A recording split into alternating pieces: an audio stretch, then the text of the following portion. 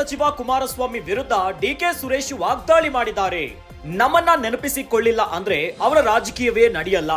ಚನ್ನಪಟ್ಟಣಕ್ಕೆ ಕುಮಾರಸ್ವಾಮಿ ಎಷ್ಟು ಬಾರಿ ಭೇಟಿ ನೀಡಿದ್ದಾರೆ. ಜನರನ್ನ ಅಧಿಕಾರಿಗಳನ್ನ ಬೆದರಿಸೋದು ಎಚ್ಡಿಕೆ ಮಾಡ್ತಿದ್ದಾರೆ. ಇದು ಕುಮಾರಸ್ವಾಮಿಗೆ ಶೋಭೆ ತರೋದಿಲ್ಲ ಅಂತ ಡಿಕೆ ಸುರೇಶ್ ಕಿಡಿಕಾರಿದ್ದಾರೆ.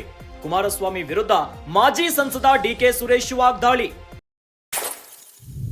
ಈ ಬಾರಿಯ ಲೋಕ ಕದನದಲ್ಲಿ ಮಂಡ್ಯ ಲೋಕಸಭಾ ಕ್ಷೇತ್ರದಿಂದ ಕುಮಾರಸ್ವಾಮಿ ಭರ್ಜರಿಯಾಗಿ ಗೆದ್ದಿದ್ದಾರೆ. ಇನ್ನು ಬೆಂಗಳೂರು ಗ್ರಾಮಾಂತರ ಲೋಕಸಭಾ ಕ್ಷೇತ್ರದಲ್ಲಿ ಈ ಬಾರಿ ಡಿಕೆ ಸುರೇಶ್ ಸೋಲನ್ನ ಕಂಡಿದ್ದಾರೆ.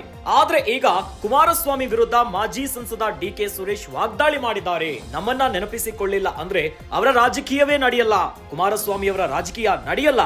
ಏನೋ ಚನ್ನಪಟ್ಟಣಕ್ಕೆ ಕುಮಾರಸ್ವಾಮಿ ಎಷ್ಟು ಬಾರಿ ಭೇಟಿ ನೀಡಿದ್ದಾರೆ.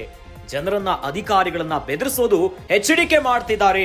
ಇದು ಕುಮಾರಸ್ವಾಮಿಗೆ ಶೋಭೆ ತರೋದಿಲ್ಲ ಅಂತ ಡಿಕೆ ಸುರೇಶ್ ವಾಗ್ದಾಳಿ ಮಾಡಿದ್ದಾರೆ. ಇನ್ನು ಲೋಕ ಸಮರದ ನಂತರ ಈಗ ಬೈ ಎಲೆಕ್ಷನ್ ಹವಾ ಜಾಸ್ತಿ ಆಗ್ತಾ ಇದೆ. ಚನ್ನಪಟ್ಟಣಕ್ಕೆ ಈ ಬಾರಿ ಬೈ ಎಲೆಕ್ಷನ್ ಇದೆ. ಇನ್ನು ಈ ಬಾರಿ ಬೈ ಎಲೆಕ್ಷನ್ ಅಲ್ಲಿ ಯಾವ್ಯಾವ ಅಭ್ಯರ್ಥಿಗಳು ಕಣಕ್ಕಿಳಿತಾರೆ ಅನ್ನೋ ವಿಚಾರವಾಗಿಯೂ ಕೂಡ ಸಿಕ್ಕಾಪಟ್ಟೆ ಸುದ್ದಿ ಇದೆ. ಇವೆಲ್ಲದರ ನಡುವೆ ಕುಮಾರಸ್ವಾಮಿ ವಿರುದ್ಧ ಮಾಜಿ ಸಂಸದ ಡಿಕೆ ಸುರೇಶ್ ವಾಗ್ದಾಳಿ ಮಾಡಿದ್ದಾರೆ. ನಮ್ಮನ್ನ ನೆನಪಿಸಿಕೊಳ್ಳಿಲ್ಲ ಅಂದ್ರೆ ಅವರ ರಾಜಕೀಯವೇ ನಡೆಯಲ್ಲ. ಏನು ಚನ್ನಪಟ್ಟಣಕ್ಕೆ ಕುಮಾರಸ್ವಾಮಿ ಎಷ್ಟು ಬಾರಿ ಭೇಟಿ ನೀಡಿದ್ದಾರೆ. ಜನರನ್ನ ಅಧಿಕಾರಿಗಳನ್ನ ಬೆದರಿಸೋದು ಎಚ್ಡಿಕೆ ಮಾಡ್ತಿದ್ದಾರೆ. ಇದು ಕುಮಾರಸ್ವಾಮಿಗೆ ಶೋಭೆ ತರೋದಿಲ್ಲ ಅಂತ ಡಿಕೆ ಸುರೇಶ್ ದಿಢೀರ್ ಅಂತ ಕುಮಾರಸ್ವಾಮಿ ವಿರುದ್ಧ ಕಿಡಿಕಾರಿದ್ದಾರೆ. ಚನ್ನಪಟ್ಟಣಕ್ಕೆ ಎಷ್ಟು ಬಾರಿ ಭೇಟಿ ಮಾಡಿದ್ರು, ಏನೇನ್ ಕೆಲಸ ಮಾಡಿದ್ರು ಎಲ್ಲವೂ ಕೂಡ ನಿಮ್ಮ ಹತ್ರನೇ ಇದೆ. ನೀವೇ ಅದನ್ನ ಪರಿಶೀಲನೆ ಮಾಡಿ ಯಾವ್ದು ಸರಿ ಯಾವ್ದು ತಪ್ಪು ಅಂತ ಹೇಳಿ ನೀವೇ ವ್ಯಾಖ್ಯಾನ ಮಾಡಬೇಕು ಅಂತ ಹೇಳಿ ನಾನು ತಮ್ಮಲ್ಲಿ ಮನವಿ ಮಾಡ್ತೇನೆ. ಮುಂದೆ ನಮ್ದೇ ಸರ್ಕಾರ ಬರುತ್ತೆ ಗೊತ್ತೇ ಇರೋದಿಲ್ಲ. ಅವಾಗ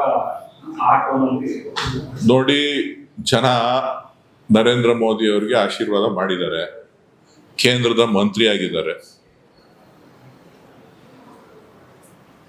ಇಲ್ಲಿ ರಾಜ್ಯದಲ್ಲಿ ಕಾಂಗ್ರೆಸ್ ಸರ್ಕಾರ ಗಟ್ಟಿಯಾಗಿದೆ.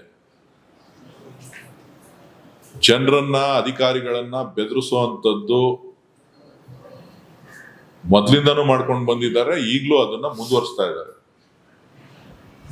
ಇದು ಅವರಿಗೆ ಶೋಭೆ ತರುವಂತ ವಿಚಾರ ಅಲ್ಲ. ಸುಳ್ಳು ಹೇಳೋದನ್ನ ಸ್ವಲ್ಪ ಕಡಿಮೆ ಮಾಡಿಕೊಂಡ್ರೆ ಒಳ್ಳೇದು ಅಂತಕ್ಕಂಥದ್ದು ನನ್ನ ವೈಯಕ್ತಿಕ ಅಭಿಪ್ರಾಯ. ಸುಳ್ಳು ಮತ್ತು ಜನರನ್ನ ದಾರಿ ತಪ್ಪಿಸುವಂಥದ್ದು